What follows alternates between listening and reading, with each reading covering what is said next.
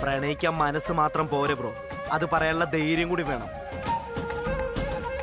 മനസ്സിന് ധൈര്യം ഇല്ലെങ്കിൽ പിന്നെ എന്തിനാ ബ്രോ ഇതിനൊക്കെ ഇറങ്ങി തിരിച്ചത്? ഒരു പെണ്ണെ അവളുടെ മനസ്സിലുള്ള പ്രണയം തുറന്നു പറഞ്ഞില്ലെങ്കിലേ അതിന് 100 കാരണങ്ങളുണ്ടാവും. പക്ഷെ ഒരു ആണൊരുത്തം തുറന്നു പറഞ്ഞില്ലെങ്കിലേ അതിന് ഒരേ ഒരു കാരണമേ ഉള്ളൂ, അവന് തൻ്റെ ഇടമില്ലെന്ന്. കല്യാണിയോടുള്ള പ്രേമം സ്വന്തം അമ്മയോട് പറയാനുള്ള ധൈര്യം ഇനിയും നീ കാണിച്ചില്ലെങ്കിൽ കല്യാണി ആ ചന്ദ്രനെ കെട്ടി മുംബൈക്ക് ഇങ്ങ് പോകും, അത് ഉറപ്പാ. ഞാൻ ഈ കളി വിട്ടു. എനിക്ക് വയ്യ ഇവനെ പോലെയുള്ളൊരു ഭീരുവിന്റെ പ്രേമത്തിന് കൂട്ടു നിൽക്കാൻ. ബ്രോ, ജീവിതത്തിൽ ഒരാളെങ്കിലും പ്രണയിക്കണമെന്ന് നിർബന്ധമൊന്നുമില്ല. പക്ഷെ മനസ്സുകൊണ്ട് പ്രണയിച്ചത് കിട്ടാതെ പോയാലേ അതെന്നൊരു തീരാവേദനയായിട്ട് ഉള്ളിൽ തന്നെ ഉണ്ടാവും. ഹോസ്പിറ്റലിൽ നിന്ന് വരുന്ന സമയത്തെ ബ്രോ എന്ത് പറഞ്ഞിട്ടാ വന്നതെന്ന് വല്ല ഓർമ്മയുണ്ടോ? എന്നിട്ടെന്താ വരുന്ന വഴിക്ക് ആ ധൈര്യം അങ്ങ് ചോർന്നു പോയത്? ഏതായാലും ഇന്നൊരു കാര്യം എനിക്ക് തിരിച്ചറിയാൻ പറ്റി, എല്ലാ കാര്യത്തിലും ബ്രോ എൻ്റെ ഒരു റോൾ മോഡലാണ്. പക്ഷേ ഈ കാര്യത്തിൽ എനിക്ക് ബ്രോയുടെ സഹതാപം മാത്രമേ ഉള്ളൂ. I പിറ്റി you bro, I am sorry. മതി വിചാരണ.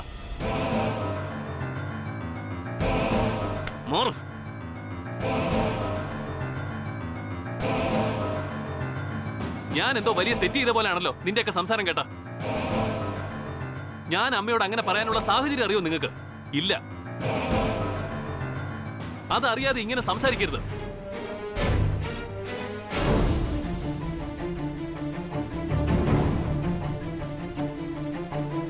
ഞാൻ കല്യാണി ഇഷ്ടപ്പെടുന്നു എന്ന് പറയാൻ വേണ്ടി തന്നെയാ ഈ വീട്ടിലേക്ക് വന്നത്. പക്ഷെ എന്റെ പിന്നാലെ കല്യാണി ഇവിടെ എത്തിയിരുന്നു.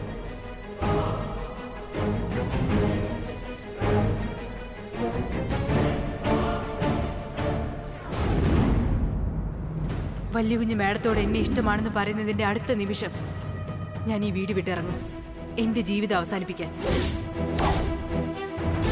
എന്റെ ജീവനാണോ വലുത് അതോ വലിയുഞ്ഞിന്റെ പ്രണയമാണോ വലുതെന്ന് ഇനി വലിയുഞ്ഞിന് തീരുമാനിക്കാം, ഇപ്പൊ ഇവിടെ വെച്ച്.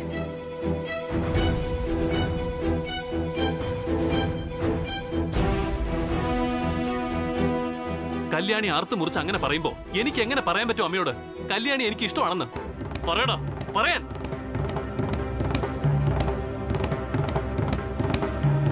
ഓരോന്ന് ആലോചിക്കുമ്പോ എന്റെ തലയ്ക്കുള്ളിൽ ഭൂകമ്പം നടന്നുകൊണ്ടിരിക്കുക.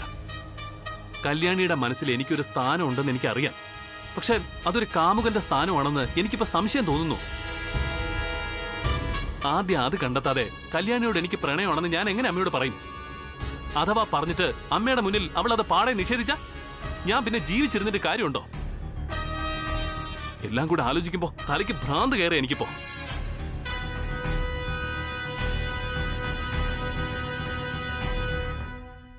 ബ്രോ, ഓക്കെ, മനസ്സിലായി. Now you relax. ഓക്കെ, ബ്രോയുടെ പ്രശ്നത്തിന് ഞാൻ പരിഹാരം കണ്ടെത്തി തരും. പക്ഷേ ഒരു കണ്ടീഷൻ. ഇന്ന് മുതൽ, ഈ നിമിഷം മുതൽ ഞാൻ എന്ത് പറയുന്നോ അതുപോലെ വേണം ബ്രോ കേൾക്കാൻ. എന്ന് പറഞ്ഞ നീ എന്ത് ചെയ്യാൻ പോകുന്നു? അതെനിക്ക് വിട്ടുതന്നേക്ക്. കല്യാണിയുടെ മനസ്സിൽ ബ്രോയോട് പ്രണയമുണ്ടോന്നറിയാൻ ഒരു ചെറിയ പരീക്ഷണം നടത്തിക്കളയാം. ബൈ എന്തിരുന്നാലും ഞാൻ ബ്രോയുടെ അനിയനൊക്കെ ആയിരിക്കാം. പക്ഷേ ഇനി കുറച്ചു ദിവസം ഞാനായിരിക്കും ബ്രോയുടെ ഗുരു. ഇക്കാര്യത്തിൽ ഞാനാണ് പൊളിയാണ് ബ്രോ. കല്യാണിക്ക് പണി പാലും വെള്ളത്തിൽ കൊടുക്കും ഞാൻ. ഇനി എന്റെ കളിയാ തൃച്ചംബരത്ത് അരവിന്ദ് കൃഷ്ണന്റെ കളി. Sabari bro come.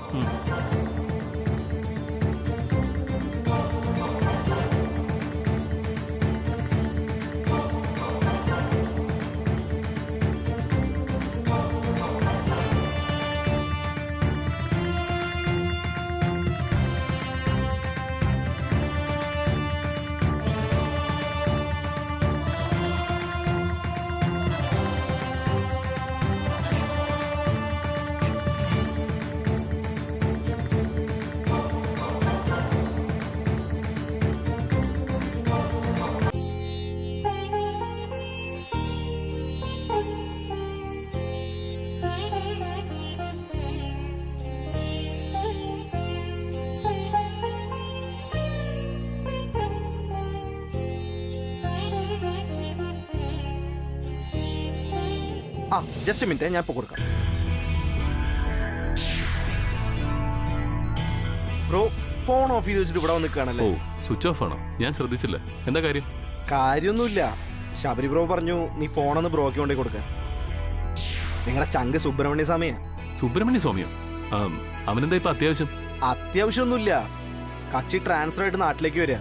ഇതാ പിടിക്ക്. ഹലോ മച്ചു, ഞാനാ സുബ്രു. അവിടെ എന്തൊക്കെയുണ്ട് വിശേഷങ്ങൾ? ആ എന്ത് വിശേഷം? ഇവിടെ ഇപ്പോഴും ജീവിച്ചിരിക്കുന്നു. അത് എന്നെ വിശേഷം. നിനക്കെന്താ ട്രാൻസ്ഫർ ആണോ ഇങ്ങോട്ട്? യെസ്, കുറെ നാളായിട്ട് ട്രൈ ചെയ്യുന്നതാ, ഇപ്പോഴേ കിട്ടിയോളൂ. ആ നാളെ രാവിലെ ഞാൻ നാട്ടിലെത്തും. സന്തോഷം. എന്ന് പറഞ്ഞാ ഇനി എന്നെ ശബരിയും കിടത്തി ഉറക്കില്ല എന്നർത്ഥം. ദേ ഞാനിപ്പോ ബിയറടിയൊന്നും ഇല്ല കേട്ടോ. ഇവിടെ പറഞ്ഞില്ലെന്ന് വേണ്ട. അതിന് നീ ഇപ്പൊ മദ്യത്തെക്കാൾ വലിയ ലഹരിയിലാണല്ലോ. ദിവ്യ പ്രേമം. ശബരി പറഞ്ഞ കാര്യങ്ങളെല്ലാം കള്ള കാമുക. നാളെ രാവിലെ ഞാൻ എത്തും നിന്റെ പ്രേമം പൊളിച്ചെടുക്കാൻ. അതിന് പൊളിക്കാനൊന്നുമില്ല, ആകെ കൊളായിട്ട് കിടക്കുക. എന്തു പറ്റി മച്ചു? നീ ആകെ ഡെസ്പാണല്ലോ. ശബരിയും പറഞ്ഞു എന്തൊക്കെ പ്രശ്നങ്ങളുണ്ടെന്ന്. എന്താ മച്ചു? അല്ല, ആന്റിയുടെ കലിപ്പ് ഇതുവരെ അടങ്ങിയില്ലല്ലേ? ശബരിയല്ല എല്ലാ കാര്യങ്ങളും നിന്നോട് പറഞ്ഞത്. അവനോട് എന്നെ ചോദിച്ചാൽ മതി. നാളെ നീ കാണാൻ വരുമ്പോ നേരിട്ടാണ് സംസാരിക്കാം. ഓക്കെ?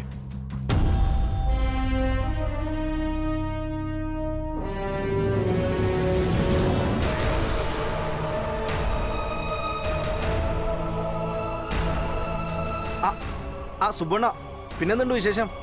അവിടെ നിന്റെ ബ്രോ ആകെ ഡെസ്പാണല്ലോ. എന്ത് പറ്റി അവന്? ദേ, നിങ്ങളെല്ലാരും കൂടി അവനെ വട്ട് കളിപ്പിക്കരുത് കേട്ടോ. കക്ഷി ഓവർ സെൻസിറ്റീവ് ആണ്. അങ്ങനെയൊന്നുമില്ല സുബണ്ണ. ഞാനും ശബരി ബ്രോയും കൂടെ ബ്രോയുടെ പ്രണയം വിജയിപ്പിക്കാനുള്ള മാസ്റ്റർ പ്ലാൻ നടപ്പിലാക്കിക്കൊണ്ടിരിക്കുക. അതിന്റെ ഒരു ടെൻഷനാ ബ്രോയ്ക്ക്. ഓഹോ, ശരി ശരി. ശബരി പറഞ്ഞ് ഞാൻ അറിഞ്ഞു അവിടെ നടക്കുന്ന നാടകങ്ങളൊക്കെ. ഏതായാലും നാളെ കാണാം. Okay? Okay Subanna, good night. Good night.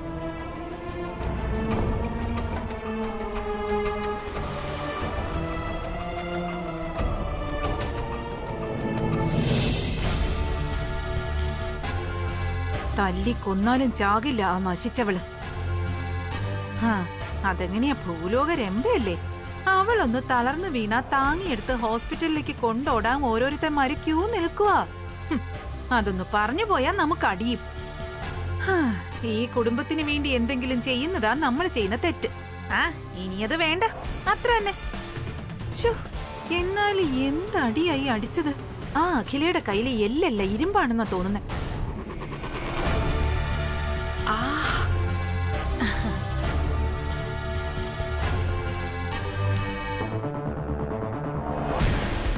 Anti എന്താ കവളും തലോടി ഇവിടെ വന്നിരിക്കുന്നത്? ഓ, നല്ല വേദന ഉണ്ടായിരിക്കും അല്ലേ? അല്ല ആന്റി, ചെവിയില് ചെറിയ മൂളല് പോലെ വല്ലതും കേൾക്കുന്നുണ്ടോ? ഈ വണ്ടുകളെല്ലാം കൂട്ടമായിട്ട് വന്നിട്ടേ ഇറുന്ന് മൂളും പോലെ. ഓ, എനിക്കിത് എങ്ങനെ അറിയാനായിരിക്കും അല്ലേ ആന്റി ആലോചിക്കുന്നത്? അതെ, പണ്ട് അഖിലാന്റിയുടെ കയ്യിൽ നിന്ന് എനിക്കൊന്ന് കിട്ടിയപ്പോഴും ഇതുപോലെ ആയിരുന്നു. അതുകൊണ്ടാ ഞാൻ ചോദിച്ചത്. സാരമില്ല ആന്റി, എല്ലാം അങ്ങ് മാറും. കുറച്ചു ദിവസം പിടിക്കുന്നേ ഉള്ളൂ.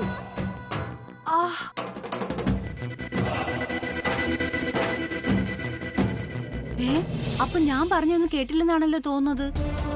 അപ്പൊ ഇതത് തന്നെ, ചെവിക്കല്ല് പൊട്ടി. ഇനി ഒരു 5-6 ദിവസമെങ്കിലും എടുക്കും പഴയ സ്ഥിതിയിലെത്താൻ. അതുവരെ എല്ലാം സ്വാഹയാ.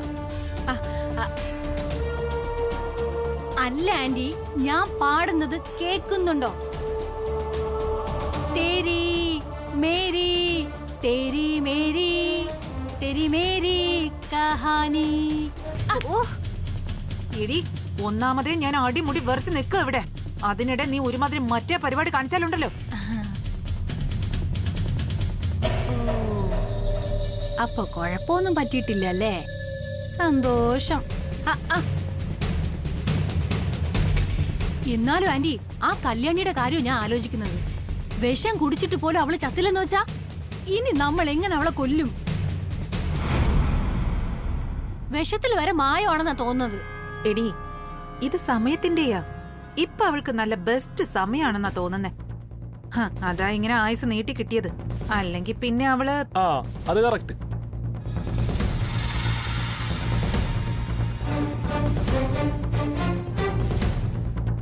ആന്റിജി ഇപ്പൊ പറഞ്ഞത് അതിന്റെ ഒരു ശരി. കല്യാണിക്ക് ഇപ്പൊ നല്ല സമയ. ആന്റിജിക്ക് ഗുളികന്നു. താമസിയാതെ അതിന്റെ ഫലം കിട്ടിക്കോളും. ഗുളികന്റെ ഫലോ? നീ എന്താ ഉദ്ദേശിക്കുന്നത്? മനസ്സിലായില്ല. മനസ്സിലാക്കി തരാം. ഞാൻ ആ ഡയറിയുടെ കാര്യം വന്നപ്പോഴേ നിങ്ങളോട് പറഞ്ഞതാ, കല്യാണി എനിക്ക് വേണം, കല്യാണിന്റെ കാര്യത്തിൽ ഇടപെടരുതെന്ന്. എന്നിട്ടോ നിങ്ങൾ രണ്ടുപേരും കൂടി കല്യാണിയെ ഞാൻ അറിയാതെ വിഷം കൊടുത്ത് കൊല്ലാൻ നോക്കി. അത് മോശമായി പോയി. ബഹുത്ത് ബഡി ബുരി ബാത്. മോശം കാണിച്ചാലേ ഈ ചന്ദ്രൻ മോശാവെന്ന് ആന്റി മറന്നു. ദേഷ്യപ്പെടല്ലേ ചന്ദ്രേട്ടാ. ഞങ്ങള് ചന്ദ്രേട്ടനും അവളും തമ്മിലുള്ള കല്യാണം മുടങ്ങിയാലോ എന്ന് വിചാരിച്ചല്ലേ അങ്ങനെ ഒരു സാഹസം കാണിച്ചത്. അതല്ലായിരുന്നെങ്കി നീ എന്റെ കൈവാക്കിയത് മാറി നിൽക്ക്. വെറുതെ നീ കൂടെ വരണ വാങ്ങിച്ചു കൂട്ടണ്ട. എന്റെ കല്യാണം മുടങ്ങാതിരിക്കാൻ കല്യാണപ്പെണ്ണിനെ കൊല്ലുന്നതാണോ ഈ പരിഹാരം? ചന്ദ്ര, അതിന് കാരണമുണ്ട്. അവള് വ്രതം പൂർത്തിയാക്കി ആനന്ദിന് ഭർത്താവായി വേണമെന്ന വരം ചോദിക്കൂന്ന് കരുതിയാ ഞങ്ങള് പാലില് വിഷം കലർത്തി കൊടുത്തത്. നിനക്ക് കിട്ടാത്തവളെ ആനന്ദിനും കിട്ടരുതെന്ന് കരുതി. അപ്പൊ ഞാൻ അറിഞ്ഞില്ലല്ലോ ചന്ദ്ര, അവള് നിനക്ക് അനുകൂലമായിട്ടൊരു വരമാ ചോദിക്കാൻ പോകുന്നേന്ന്. വേണ്ട വേണ്ട, നിങ്ങൾ എന്ത് ന്യായം പറഞ്ഞാലും കല്യാണി എനിക്കുള്ളതാ. ഞാൻ സ്വന്തമാക്കാൻ പോകുന്ന പെണ്ണ്. ഇനി മേലാൽ അവളുടെ മേൽ ഒരു പൊടി മണ്ണ് വാരിയിടാൻ നോക്കിയ അറിയാലോ ചന്ദ്രനെ. ആന്റിയാണോ കുഞ്ഞമ്മയാണോ ഒലക്കട മൂടാണോ എന്ന് ഞാൻ നോക്കില്ല. ഇപ്പോഴേ പറഞ്ഞേക്കാം. അടങ്ങ് ചന്ദ്ര, അടങ്ങ്. നിന്റെ വികാരമൊക്കെ ഞങ്ങൾക്ക് മനസ്സിലാവും. അവൾ ആ ആനന്ദിനെ വേണോന്ന് പറയുന്ന കരുതിയിട്ടല്ലേ ഞങ്ങൾക്ക് ഇങ്ങനെ ഒരു അബദ്ധം പറ്റിപ്പോയത്. അല്ലെങ്കിൽ തന്നെ നീ ഒന്ന് ആലോചിച്ച് നോക്ക്. നിന്നെ കുറിച്ച് എല്ലാം അറിഞ്ഞിട്ടും ഞാൻ നിന്നെ ഇവിടെ വരുത്തിയത് നിന്നെ കൊണ്ട് അവളെ കെട്ടിച്ച് മുംബൈയിലേക്ക് പറഞ്ഞയക്കാൻ തന്നെയാ. അത് നീ മറക്കരുത്. അത് മതി, അതാണ് ബുദ്ധി. നിങ്ങൾ അയച്ചെന്ന കല്യാണ ഫോട്ടോ കണ്ടിട്ട് അടുത്ത തീവണ്ടി ആഫീസിൽ നിന്ന് കള്ളവണ്ടി കയറിയവനാ ഞാൻ. നേരിട്ട് വന്ന് കണ്ടപ്പോ തന്നെ എനിക്ക് അവളെ നന്നായി ബോധിക്കുകയും ചെയ്തു. അതുകൊണ്ടാ കൊണ്ടുപോകാൻ തീരുമാനിച്ചത്. തീരുമാനിച്ച ചന്ദ്രൻ നടത്തും. അതിനിടയിൽ ഇത്തരത്തിലുള്ള ചീപ്പ് പരിപാടികളായിട്ട് ഇനിയും വന്നേക്കരുത്. ഇത് രണ്ടുപേർക്കുള്ള മുന്നറിയിപ്പാ. എപ്പോഴും ഇത് ഉണ്ടാവണമെന്നില്ല. ഓർത്താ നന്ന്.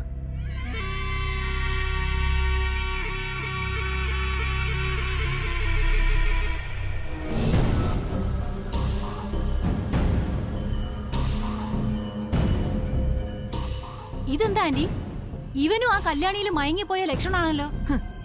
തൃച്ചംബരത്തെ ആനന്ദ് കൃഷ്ണൻ മയങ്ങി, പിന്നെയാ ഈ 7-ാം കൂലി. സാരമില്ല, അവനെ ഇവിടെ വരുത്തിയത് ഞാനാണെങ്കിൽ വക വരുത്താനും വിലാസിനിയുടെ കയ്യിലൊരു പ്ലാൻ കാണും. അതവനെ അറിയാത്തോണ്ടാ. വരട്ടെ, നമുക്ക് കാണാം ഈ വിലാസിനി ഇനി എന്താ ചെയ്യാൻ പോകുന്നേന്ന്.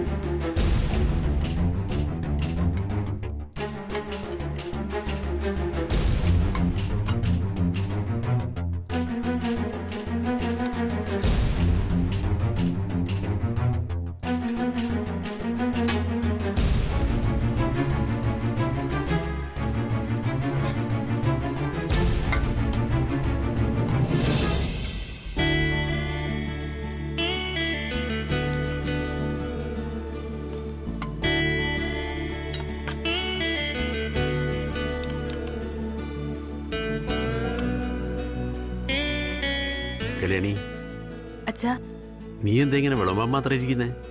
നീ കൂടി കഴിക്ക്. എല്ലാ ടെൻഷനും തലേന്ന് പോയതുകൊണ്ടാവും നല്ല വിശപ്പ്.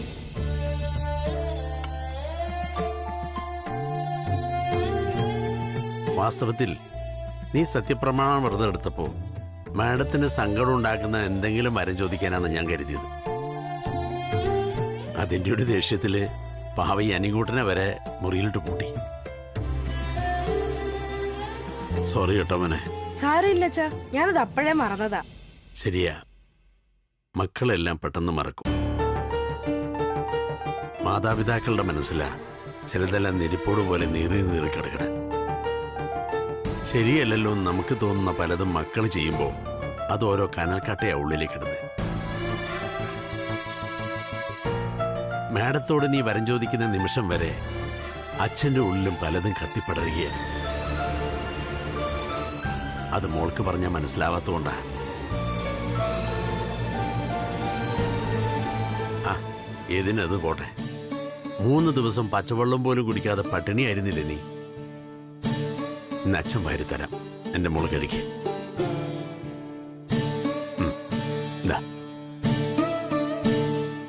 നീ പണം കണ്ട നിനക്കും തരാം പോരെ?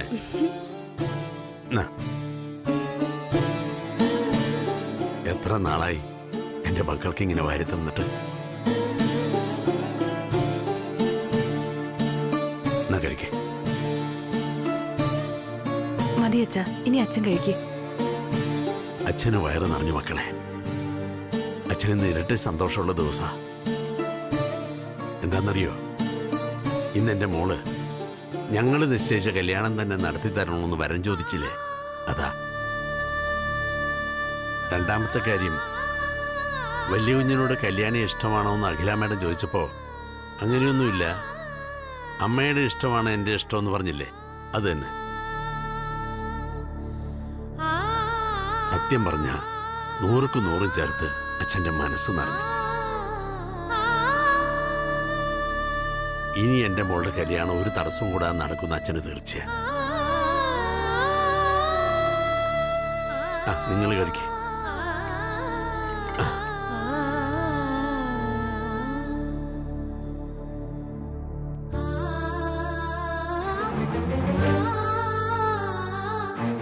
നീ എന്താ സൂക്ഷിച്ചു നോക്കണേ? ഏയ് ഒന്നുമില്ല. അച്ഛന്റെ മുഖത്തുള്ള സന്തോഷം ചേച്ചിയുടെ മുഖത്തും ഉണ്ടോന്ന് നോക്കിയതാ. എനിക്കറിയാം വല്യുങ്ങിനെ കൊണ്ട് അങ്ങനെ പറയിപ്പിച്ച ചേച്ചിയാണെന്ന്. വല്യുങ്ങിന് ചേച്ചിയെ എന്ത് ഇഷ്ടമാണെന്ന് അറിയോ ചേച്ചിക്ക്? ചേച്ചി വ്രതം ഇരുന്ന 3 ദിവസം വല്യുങ്ങി ഒരു തുള്ളി വെള്ളം പോലും കുടിക്കാതെ പട്ടിണി കിടക്കായിരുന്നു അവിടെ. അറിയോ ചേച്ചിക്ക്?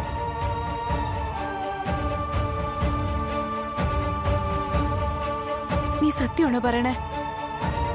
വല്യുഞ്ഞ് 3 ദിവസം പട്ടിണി കിടന്നോ? അതെ, വല്യുഞ്ഞ് അവിടെ ബോധം കെട്ട് വീണിട്ട് ഡോക്ടർ വരെ വന്നിട്ടാ പോയത്. ചേച്ചി പുറത്ത് വ്രതം ഇരുന്നപ്പോ വല്യുഞ്ഞ് വീട്ടിനകത്ത് ആരും അറിയാതെ വ്രതം ഇരിക്കുകയായിരുന്നു. ആ മനസ്സ് എന്റെ ചേച്ചിക്ക് തിരിച്ചറിയാൻ പറ്റാതെ പോയി. അതാ കഷ്ടം. പട്ടിണി കിടന്ന ചേച്ചിക്ക് അച്ഛൻ വാരിത്തന്നപ്പോ മനസ്സും വയറുമൊക്കെ നിറഞ്ഞു കാണുമല്ലേ. പക്ഷെ വല്യുഞ്ഞ് ഏതായാലും ഇന്നൊന്നും കഴിച്ചു കാണില്ല. ചേച്ചി കഴിക്കേ, വയറ് നിറച്ചു കഴിക്കേ. അച്ഛനെ പോലെ 100ക്ക് 100 സന്തോഷം വരട്ടെ, അതല്ലേ ആവശ്യം.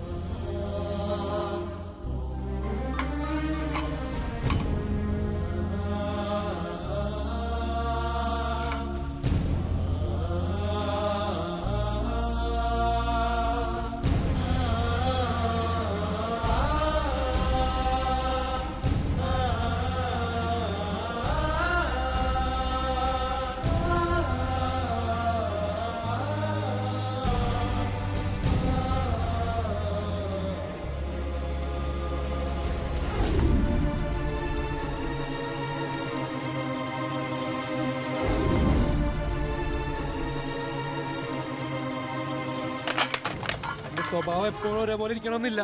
മനസ്സിലാക്കിയ നിങ്ങൾക്ക് കൊള്ളാം. ചന്ദ്ര, നീ ഒന്ന് പതുക്കെ പറ. ചന്ദ്രേട്ടാ, ഞങ്ങൾക്ക് ഒരു അബദ്ധം പറ്റിപ്പോയി, ഒന്ന് ക്ഷമിക്കേ. വെറുതെ കിടന്ന് അലറരുതേ. എടാ ചന്ദ്ര, നീ എന്തിനാ ഇങ്ങനെ വയലന്റ് ആവുന്നത്? നമുക്കെല്ലാം ശരിയാക്കാന്ന് പറഞ്ഞില്ലേ, പിന്നെ എന്താ ഇത്ര ബുദ്ധിമുട്ട് നിനക്ക് വിശ്വസിക്കാൻ? ഏതായാലും കല്യാണിക്ക് ഇതുവരെ കുഴപ്പമൊന്നും പറ്റിയിട്ടില്ലല്ലോ, അതുപോലെ ചന്ദ്രേട്ടനെ ആശ്വസിക്കാൻ. ഇനിയെങ്കിലും ഇങ്ങനെ ഓരോന്നെടുത്ത് എറിയരുത്.